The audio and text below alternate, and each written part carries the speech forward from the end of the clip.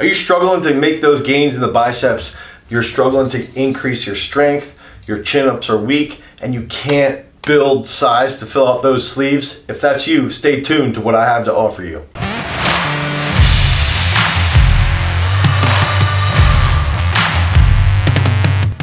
What's up, everybody? I wanted to introduce a very advanced technique of bicep training that we like to utilize here at Garage Strength and that we've utilized throughout Bize and Trize 1 and Bize and Trize 2. And that technique is something known as the point or the positions of flexion.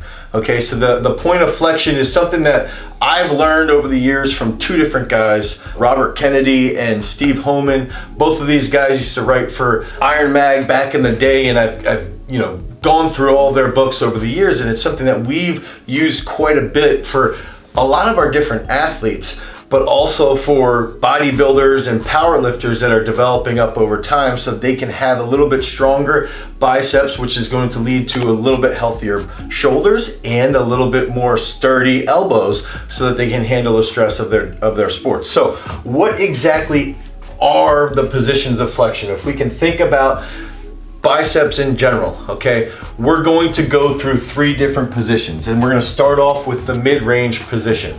So the mid-range position is typically going to be any time that our upper arm is in front of our torso. That's going to be mid-range. So if we were doing standing barbell curls, right, preacher curls, or Scott curls is what they really should be called, but preacher curls, anything along those lines. So the preacher curls, standing barbell curls, both of these movements, our upper arm is going to stay in front of our torso. So that means that we're in a bit more advantageous position, so we can actually focus on a little bit more strength work. And that's the biggest key behind the mid-range, is that if we can hit the bicep from every single angle, now all of a sudden we can understand that the mid-range angle that we're going to be working towards is the strongest angle to be hitting. So we could be using a bit more strength focus lifts to increase size. So if we need to potentiate our muscles in our biceps,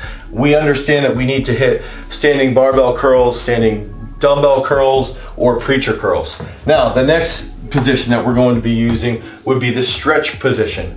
Okay, so what we like to use here at Garage Strength and what we've utilized in the past in Bize and Trize 1, and this is where we started to introduce this concept in Bize and Trize 1, is the stretch principle. The stretch principle leads to a bit of a lengthening of that muscle. Lengthening is strengthening. I'm going to say this over and over again throughout my life. Lengthening is strengthening. And in that stretch position, we're going to see dumbbell incline curls, and we're going to see post curls.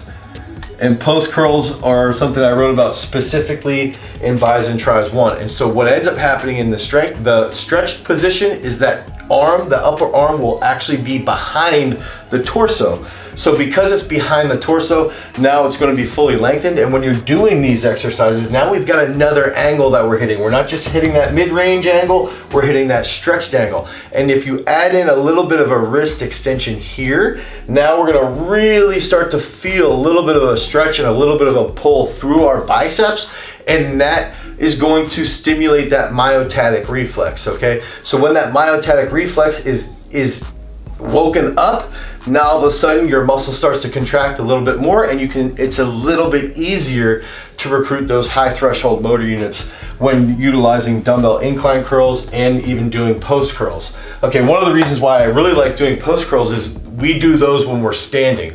So when we're upright, when we're standing and we're leaning back, now we can actually even use a little bit more weight. So on the eccentric portion, we're going to get even a little bit more of the brachioradialis targeted on those post curls, but both of those exercises are really, really good if you need to hit the stretched angle. And the final position of flexion that we need to cover is going to be the contracted position.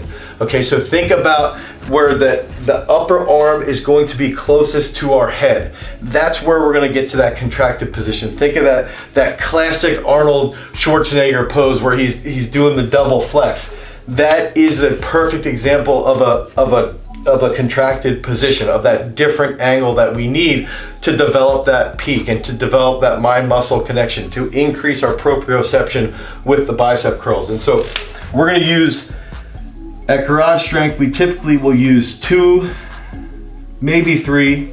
We'll use, to start off, we'll do spider curls. So spider curls, you can be laying on an incline bench, you can be laying over a box, and you're gonna be curling that barbell or the easy curl bar or dumbbells up to your head. So the upper arm is going to be very close to your head. And when you get to the top, now you have to flex your wrist, and that's gonna lead to a little bit greater contraction in the bicep. And when that ends up happening, now we have greater mind-muscle connection and we can control a little bit better on the eccentric, and that's gonna develop that peak very, very well.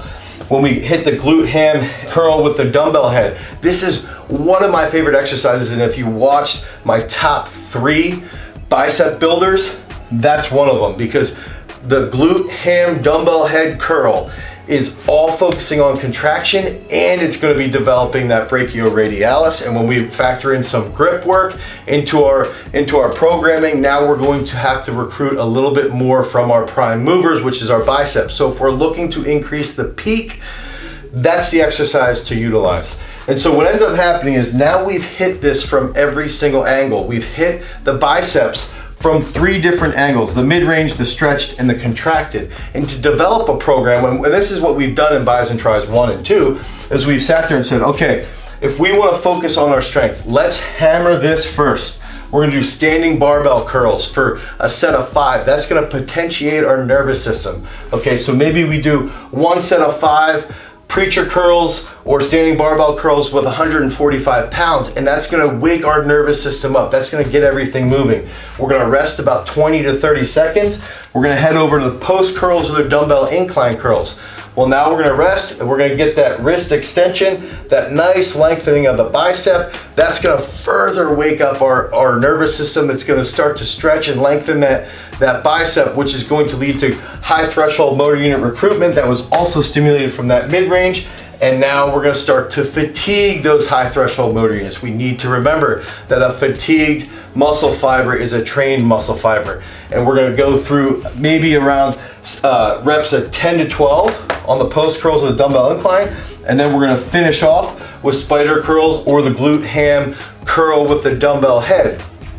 And we're gonna go a little bit lighter on these so that we can hammer out a whole bunch of reps to continue to fatigue those fibers and to continue to fatigue those high threshold motor units, because that's where we're gonna get our biggest gains in our arm flexors. Is once they're stimulated, we must fatigue them. And so we're gonna go through this, let's say standing barbell curls, 5 sets of 5 at a pretty significant weight. Dumbbell incline curls, 5 sets at 8 to 12. Somewhere in about 70 to 80% of your max. And then we're gonna finish off at about 50% of your max on spider curls for sets of 25, okay? So we're gonna do 5 sets through, and by the time you're done, this tricep, you will be completely fatigued and your arms will be blown to bits with sarcoplasmic hypertrophy. So if you like this information, head over to garagestrength.com. You can pick up Bize and Trize 1 and Bize and Trize 2, where we utilize this information to periodize massive arm growth. Please like, subscribe, share this video all over the internet. Peace.